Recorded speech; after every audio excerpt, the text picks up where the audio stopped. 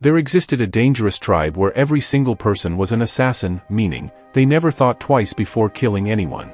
From children to the elderly, everyone in this tribe was given intense training. This training wasn't just for their own protection, but also so they could use their superior fighting skills to work for others. That's one of the reasons why, to this day, no matter how powerful the armies that came against them, none could take over this tribe. Each member of this tribe, being an assassin, was equal to an entire battalion of soldiers.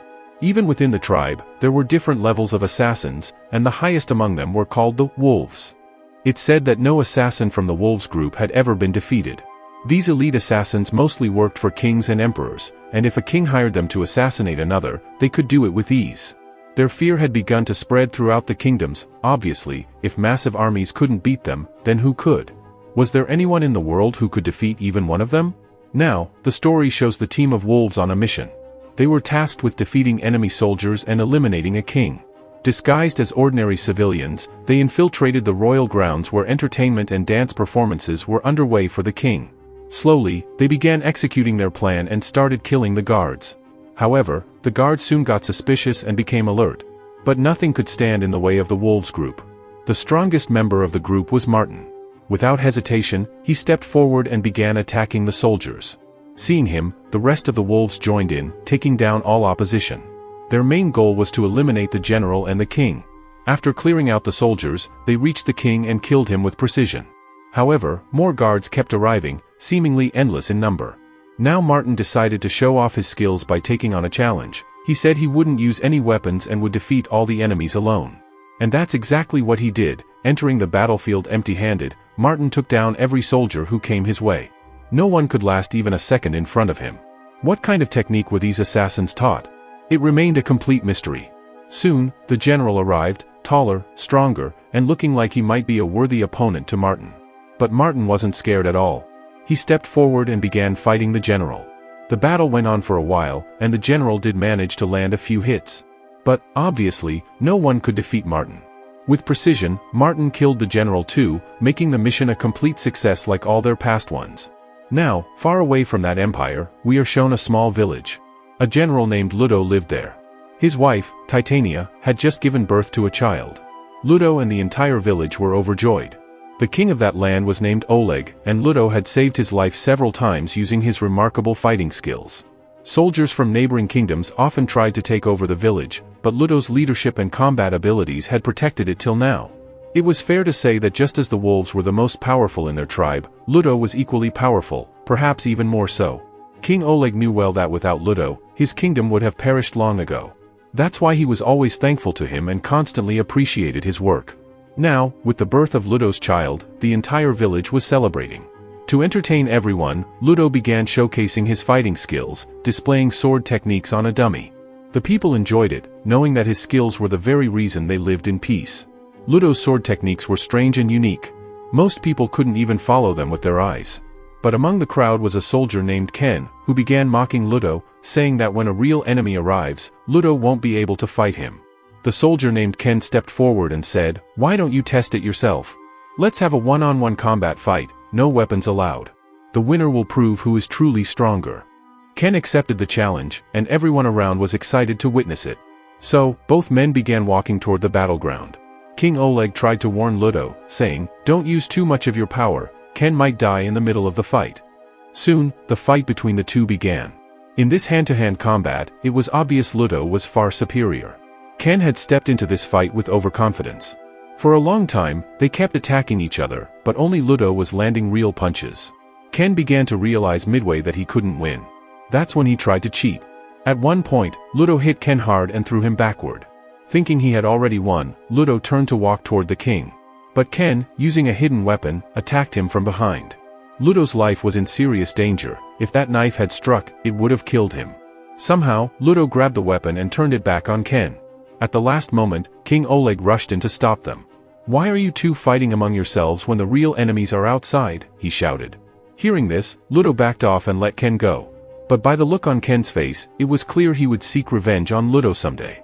Ken left the place and returned to his wife, Titania. He deeply loved her, and now with their baby, their family was complete.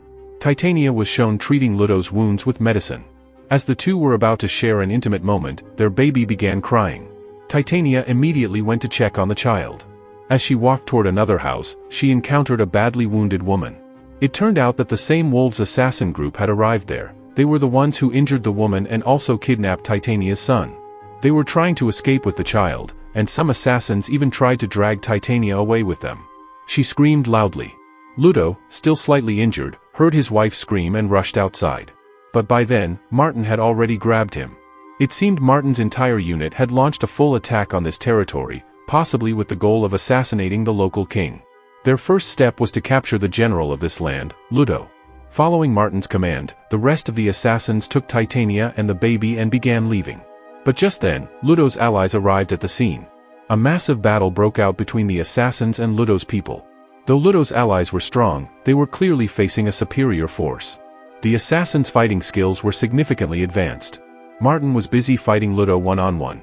Meanwhile, another assassin named Yer, who was part of Martin's team, had always wanted to surpass Martin in rank. But as long as Martin was around, that was impossible. So Yer saw this as the perfect opportunity. Taking advantage of the chaos, Yer came from behind and struck Martin on the head, knocking him unconscious, and then fled. Poor Ludo, already badly injured, couldn't chase after them. The assassins escaped with his wife and child. When Ludo returned home, he found a letter and a small vial of venom. After reading the letter, he was shocked and immediately went to King Oleg. Ludo explained everything, that rival kingdoms wanted him to kill King Oleg, and only then would they return his wife and son. There was no other way. They had even given him the venom, which could easily be used to poison the king. Oleg understood that Ludo's family meant everything to him. He had poured his soul into protecting the kingdom. But now, if it came to choosing between the kingdom and his family, Ludo might even betray the king. Knowing this, King Oleg told Ludo to step away for a while. He then began drinking, but moments later, he found himself struggling to breathe. He, King Oleg, claimed that someone had poisoned his drink, and while showing his hand, he accused Ludo of doing it. Immediately, the soldiers arrested Ludo. They found the same venom in his pocket, confirming their suspicions that Ludo must have been the culprit. The king ordered Ludo to be imprisoned. He was severely tortured for his supposed crime. In fact, it seemed unlikely Ludo could even survive any more beatings. But then, King Oleg entered the room. He asked all his soldiers to leave and then spoke to Ludo in private. It was here that we learn the truth. King Oleg had staged the entire scene. No poison had ever been given to him, he faked it all to mislead his soldiers. Oleg immediately freed Ludo and explained that it was all necessary. The enemy kings needed to believe that Ludo had killed his own king. Oleg said he would publicly order soldiers to chase Ludo, making the story seem real. That way, Ludo could rescue his wife and son without raising suspicion. Ludo understood the plan. King Oleg left, and the soldiers came back in. One soldier tried to resume torturing Ludo, but Ludo had already broken free. He immediately killed the soldier and tried to escape. But the real issue was that Ludo didn't know where those deadly assassins were hiding. So, he went to the prison and freed Martin, who was still being held captive. Martin was the only one who could lead Ludo to the assassin's territory. Without wasting time, Ludo began traveling with Martin. As part of the plan, King Oleg sent multiple troops after them. Ludo and Martin kept evading capture and eventually reached the forested areas. Now Martin, fearing for his life, started obeying everything Ludo said. While traveling, they came upon a place that led toward the assassin empire. But a strange guard stood there. His entire body looked burnt, and he wouldn't let any ordinary person pass. Without delay, this dangerous man attacked Ludo and Martin. The two fought hard, and Ludo, furious, finally killed the man. At this point, Ludo had only one goal in mind, to rescue his wife and son no matter what. Martin, meanwhile, kept trying to escape or betray him, but Ludo was equally clever and always caught him. As they continued their journey the next morning, Ludo encountered a few soldiers from another kingdom. He became cautious, fearing an ambush. But an old soldier stepped forward and said, "We know who you are. Your father once helped me greatly. I will never harm you. In fact, I will help you." The old soldier promised to give Ludo 2 horses so he could reach his destination faster. After securely tying up Martin, Ludo took some rest. But when he woke up the next morning, he discovered that Martin had killed all those soldiers. However, Martin hadn't killed Ludo, because once, Ludo had saved his life. Now that the debt was repaid, Martin continued the journey with him. On their way through the forest, they again encountered enemy soldiers firing a barrage of arrows. One arrow could be fatal. At that moment, Martin showcased his skills. Sitting backwards on the horse, he fired arrows at their attackers. But then, an arrow hit Martin's horse, causing it to collapse violently, injuring Martin in the process. At that moment, Ludo came to save him. Arrows were still raining from all sides, and now Ludo himself was struck by one. He could barely walk. Ludo and Martin somehow made it to a rocky slope, where they hid behind large boulders. Ludo, badly injured, sat still for a while. When he looked back, Martin was gone. But soon, Martin began attacking the pursuing soldiers, killing them one by one.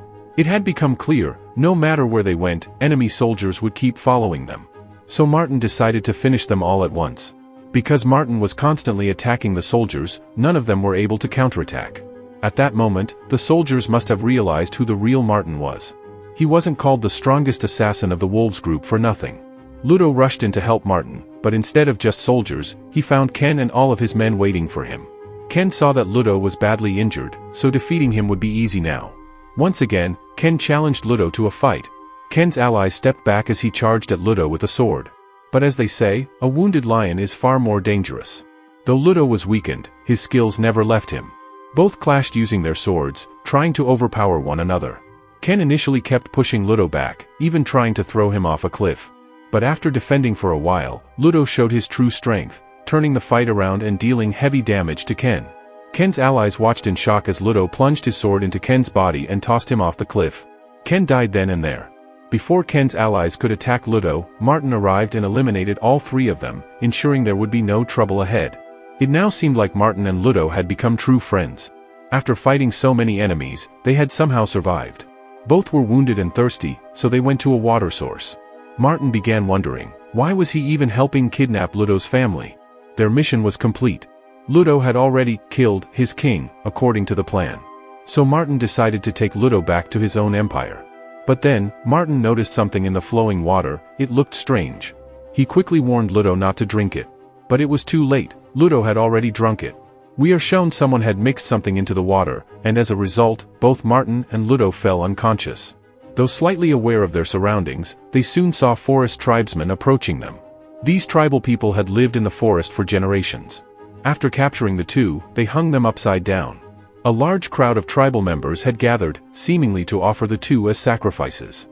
Though Martin and Ludo regained consciousness, there was no way for them to escape. The tribesmen were yelling something in their own language, and a short distance away, the two saw a massive figure, enormous in size, clearly mentally unstable. The tribe had restrained him like a wild beast. When ordered, he would be unleashed on any opponent. The tribe chose Martin to fight him first. Martin was tied with ropes and thrown into the battleground. The surrounding tribesmen began chanting loudly. They wanted a fight. This meant only one thing: the beast-like giant would now fight Martin. Before the battle, the giant was given a strange liquid to drink. It instantly triggered him, and he entered the battleground, raging with fury, ready to kill Martin. Martin looked tiny and helpless. The giant was so big and powerful, it seemed there was no way Martin could survive. Ludo was still being held captive. Martin, because of his smaller size, was able to dodge a few attacks, but where would he escape to? He was still tied. Martin tried to use the rope to tie up the giant's body, but the giant easily snapped it and began thrashing Martin. It looked like Martin wasn't going to make it. But in battles like these, where your opponent is massive and you are small, there's usually only one solution: target the legs. If the legs are bound, the giant's own weight will bring him down. You've probably heard stories where giant warriors fall this way. But Martin was in terrible shape. He could barely stand. That's when Ludo managed to free himself. He had to save Martin at any cost, so he drank the mysterious liquid found in the tribe. As soon as he drank it, Ludo's body began to change.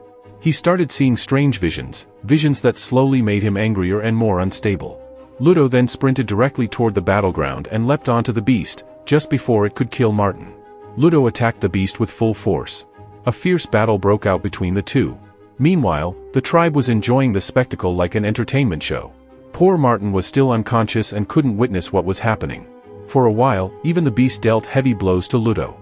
But gradually, Ludo began to grow stronger and angrier. It was as if he had transformed completely after drinking that liquid. Soon, Ludo started damaging the beast so brutally that it collapsed in a single final blow. But the point was, they had to escape from there. Ludo didn't stop. Instead, he began attacking everyone around him. He even signaled Martin to get up so they could leave. Martin, however, was still dazed. After some time, when Martin got to his feet and looked outside, he saw that every single tribe member had been killed. Obviously, this was Ludo's doing. He had lost control completely. Martin was shocked. Killing so many people at once seemed impossible. He rushed to Ludo, only to find him sitting there in deep sorrow. Though he had gone out of control, Ludo deeply regretted taking so many innocent lives. But now, Martin somehow took Ludo back to his empire. The path was near. Ludo had to remain calm now. He was an outsider, which meant he could be attacked anytime. To protect Ludo and prevent any sudden aggression, Martin blindfolded him so he wouldn't instinctively start fighting. Suddenly, they were attacked. Martin quickly saved Ludo. The attacker was none other than Yar, who now intended to kill both Martin and Ludo. The tribe's general was also present, watching it all unfold. The truth was, after Martin had left the tribe, Yar had become the new chief. And now that Martin had returned, Yar feared losing his position. So, he wanted to eliminate Martin completely. Martin boldly declared he would fight Yar to prove who the true chief of the tribe should be. Until the fight, Ludo was imprisoned inside a cage. He was told that once Martin and Yar's fight ended, they would begin the process of rescuing his family. That moment finally arrived. The entire tribe gathered to watch the grand battle between Martin and Yar. Whoever won would be declared the new chief. Everyone expected Martin to win, and even Martin was confident. Both warriors chose their weapons and clashed. Martin was incredibly fast. Although he had failed to defeat the beast earlier due to its massive size, Martin excelled in fighting opponents of his own size. Blow after blow, Martin kept damaging Yar. Slowly, Yar began weakening. Ludo, bound and helpless, was watching everything. He even caught a glimpse of his wife and son from the cage. The fight continued for a while, and even Ludo felt sure Martin would win. But then came a critical moment. Martin got overconfident. Yar took advantage of this, and with lightning speed, stabbed Martin directly. He didn't give Martin a chance to react. He brutally ended him. Ludo couldn't bear to watch it. Martin had become a true friend over time, but now, he was gone. Martin's body was carried away. Yar arrogantly shouted, "No one can stand against me. No one can defeat me in a challenge. That's why I'm the chief of this tribe." And then he declared, "I will fight you, Ludo." At first, they said Ludo was an outsider and couldn't be given this opportunity. But suddenly, lightning cracked all around them. The tribe's general declared, "This is a sign. The challenge must be accepted." Yar was thrilled. He had already convinced himself that defeating Ludo would be easy. Ludo, who didn't really know many fighting techniques, was striking at Yar like a child. Yar kept dodging and landing different types of damage in return. Ludo's wife, Tatiana, watched helplessly as her husband got beaten. She couldn't do anything. Poor Ludo was now severely injured, his hands brutally wounded by Yar. That's when Tatiana suddenly rushed in, trying to attack Yar. But Yar began behaving very disrespectfully with her. When Ludo saw this, rage surged within him. It was just like the visions he had after drinking the mysterious liquid back in the tribe. Perhaps the effects were still active in his body. The beast inside Ludo awakened completely. He stood up with terrifying speed and attacked Yar so fiercely that within just 2 strikes, he killed him. Everyone was stunned by what they just witnessed. Ludo had just killed the chief of the tribe in mere moments. Now completely out of control, Ludo charged toward the rest of the onlookers to attack them too. But before he could hurt anyone, his wife Tatiana stood in front of him. She calmed him down, saying, "There's no need to fight anymore. You've already proven yourself." Just seeing her was enough. Ludo calmed down immediately. Tatiana finally felt relief. Now they could leave this place. Later, when Ludo opened his eyes, Tatiana wasn't in sight. Fearing the worst, he rushed outside, only to find all the tribe members bowing before him. They had accepted Ludo as their new chief. Even the general stepped forward and said, "You've defeated the chief and claimed his position. That means you'll now decide the future of the tribe, where we go, and who we must protect against." Ludo didn't fully understand the responsibilities yet, but he knew one thing for sure: as long as he remained chief here, his wife and children would be safe and happy. So, Ludo decided to let go of everything else and become the new chief of this kingdom. It wasn't just a title, it was a duty. And now, his life had finally found stability. And with that, our story comes to an end.